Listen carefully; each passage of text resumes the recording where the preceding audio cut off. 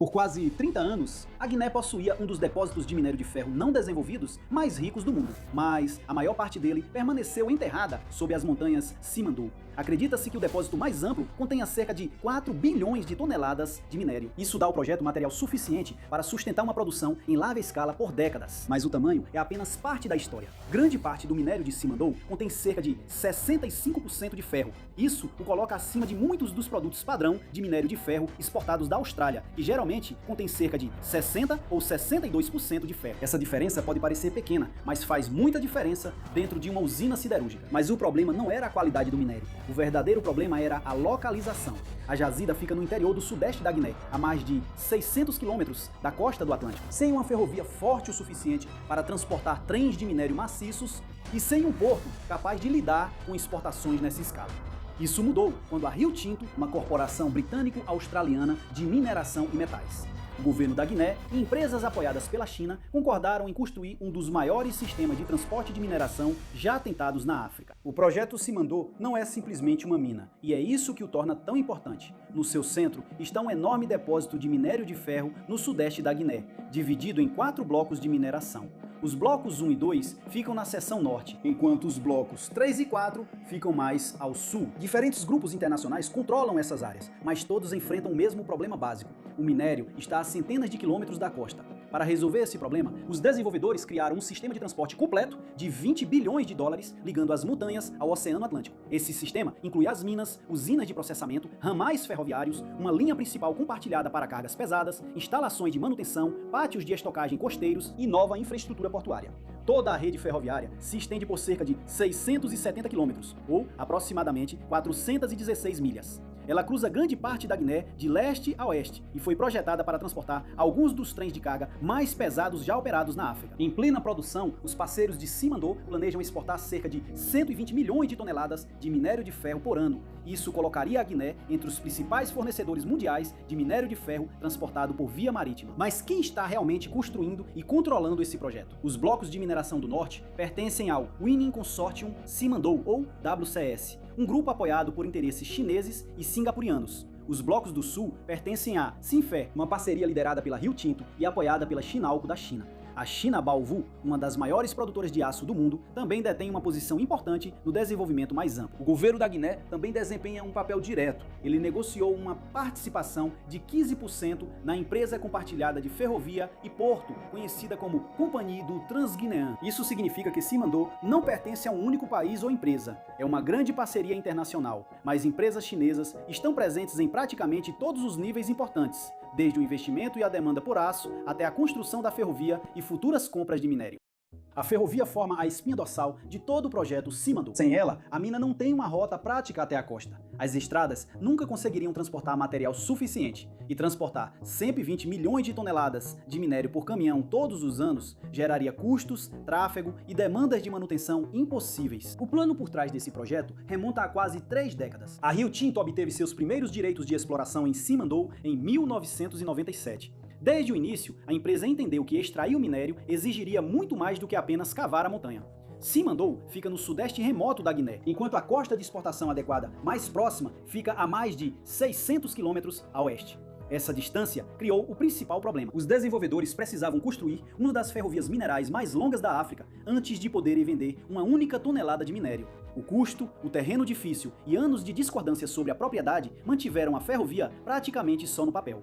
Por muito tempo, as empresas consideraram uma rota mais curta pelo vizinho Libéria. A Libéria já tinha ferrovias de mineração em direção ao Atlântico, e enviar o minério de Simandou para o sul poderia ter reduzido tanto a distância quanto o custo de construção. A Guiné rejeitou esse plano. O governo insistiu que a ferrovia permanecesse dentro da Guiné. As autoridades argumentaram que o país deveria ganhar um corredor de transporte, instalações portuárias e uma parte da infraestrutura construída em torno de sua própria riqueza mineral. Em maio de 2014, a Guiné e a Sinfer assinaram um acordo de construção, operação e transferência, cobrindo a infraestrutura ferroviária e portuária. Mas disputas legais, mudanças nas estruturas de propriedade e os baixos preços do minério de ferro continuaram a atrasar a construção. O projeto ganhou novo impulso depois que o Winning Consortium Simandou garantiu os direitos sobre os blocos 1 e 2 em 2019. O consórcio propôs desenvolver as minas do norte junto com uma ferrovia atravessando a Guiné e um novo porto de exportação próximo a Morobaia. No entanto, outro problema surgiu rapidamente. O consórcio vencedor controlava os blocos do norte, enquanto a Sinfer controlava os blocos 3 e 4 no sul.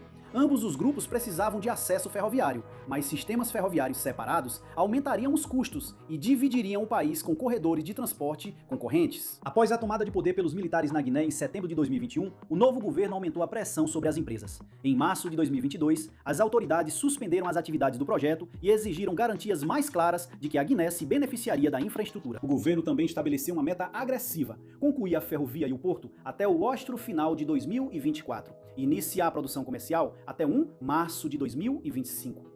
Muitos analistas consideraram esse cronograma extremamente difícil. O impasse finalmente começou a ser resolvido em julho de 2022. Rio Tinto, Winning Consortium, Simandou e o governo guineense chegaram a um acordo para criar uma empresa conjunta para a ferrovia e o porto compartilhados. Pelo acordo, Cinfer e WCS ficariam cada um com 42,5%, enquanto a Guiné receberia uma participação de 15%.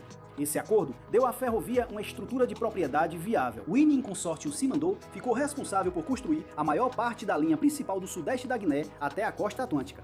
A Cinfer ficou encarregada de construir o ramal que conectaria os blocos 3 e 4 a essa rota compartilhada. A rota inclui uma linha principal de via dupla, cerca de uma dúzia de estações, mais de 200 pontes e 4 túneis principais. Ramais separados conectam as áreas de mineração do norte e do sul ao corredor compartilhado. Em 2023, a construção havia acelerado em todo o país. As equipes trabalhavam em pontes, túneis, aterros, estações e trechos de trilhos ao mesmo tempo, em vez de construir a ferrovia de uma ponta à outra. A construção atingiu o auge durante 2024 e 2025. O primeiro grande teste veio em outubro de 2025. Cinfer começou a carregar minério em sua mina e a transportá-lo por ferrovia em direção à costa.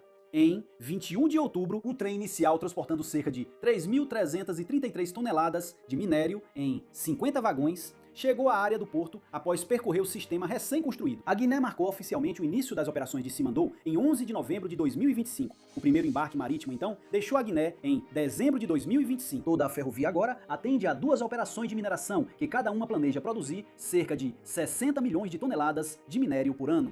Com a produção total, o sistema pode precisar transportar um total de 120 milhões de toneladas a cada ano. Isso equivale a aproximadamente 10 milhões de toneladas por mês, sendo transportadas das montanhas Simandou em direção ao Atlântico. A ferrovia resolveu o problema de transportar o minério de ferro através da Guiné, mas o projeto ainda precisava de uma forma de transferir esse minério para os navios. Esse desafio atrasou Simandou por anos. Quando a Rio Tinto e a Guiné assinaram seu primeiro grande acordo de infraestrutura em 2014, o plano já incluía uma nova ferrovia e um porto de exportação na costa atlântica da Guiné. Mas a construção não avançou porque os direitos de mineração, o financiamento e os acordos de transporte continuaram sem solução. O plano do porto só se tornou viável depois que os parceiros de Simandou concordaram em compartilhar a infraestrutura mais ampla em 2022.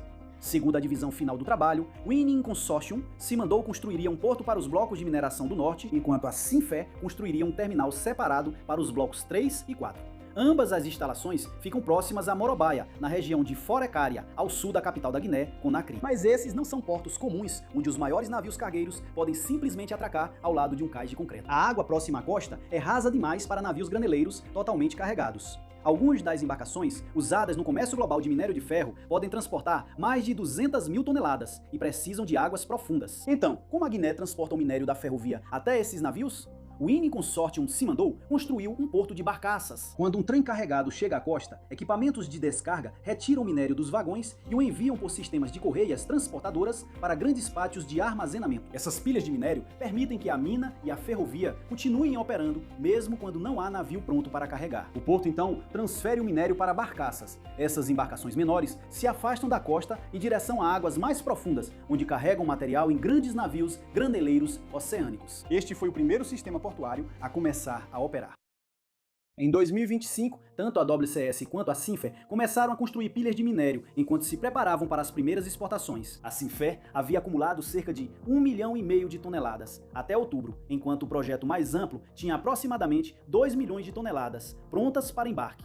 o porto da própria Sinfer ainda não estava concluído. Então, as duas partes concordaram com um acordo temporário. O minério dos blocos 3 e 4 da Sinfer seguia pela sua ferrovia ramal, entrava na linha principal compartilhada e continuava até o porto da WCS. Isso permitiu que a Rio Tinto e seus parceiros começassem a exportar sem precisar esperar mais um ano pelo Terminal Sul. A Sinfer esperava que a entrada em operação do porto começasse durante o primeiro trimestre de 2027. Isso também mostra o papel da China além da ferrovia. A WCS, apoiada pelos chineses, construiu a primeira rota portuária operacional. Estaleiros chineses construíram partes importantes da frota de transbordo da Sinfer e a China provavelmente receberá uma grande parte do minério assim que ambos os sistemas atingirem a produção total. Agora a pergunta é, por que construir dois portos separados se a ferrovia é compartilhada? A resposta se resume à capacidade e ao controle. Depender de um único terminal poderia criar gargalos e deixar ambos os grupos de mineração dependentes dos mesmos equipamentos de descarga, pátios de estocagem e embarcações em alto mar.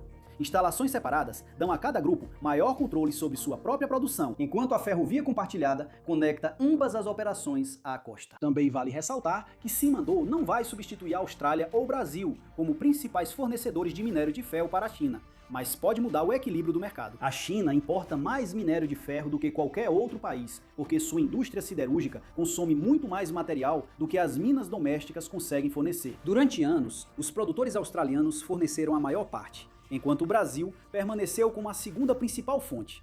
Isso dá a um grupo relativamente pequeno de empresas de mineração uma influência enorme sobre o fornecimento global. Simandou introduz outra fonte importante nesse sistema. As siderúrgicas chinesas ainda vão depender fortemente do minério australiano e brasileiro, porque esses fornecedores já operam em escala enorme. No entanto, a Guiné oferece aos compradores outra opção durante negociações de preços ou períodos de tensão política. Isso é importante porque a China já teve relações comerciais difíceis com a Austrália no passado. O minério de ferro continuou sendo exportado durante essas disputas, mas a dependência expôs como seria difícil para a China substituir rapidamente o fornecimento australiano. Agora, a maior questão não é quanto minério Simandou pode produzir, mas sim se a Guiné conseguirá transformar essa ferrovia em empregos, indústrias, serviços públicos e desenvolvimento de longo prazo. Simandou vai mudar o futuro da Guiné ou a maior parte do seu valor ainda vai sair do país? E será que essa única ferrovia pode remodelar o mercado global de minério de ferro? Conte pra gente o que você acha nos comentários abaixo.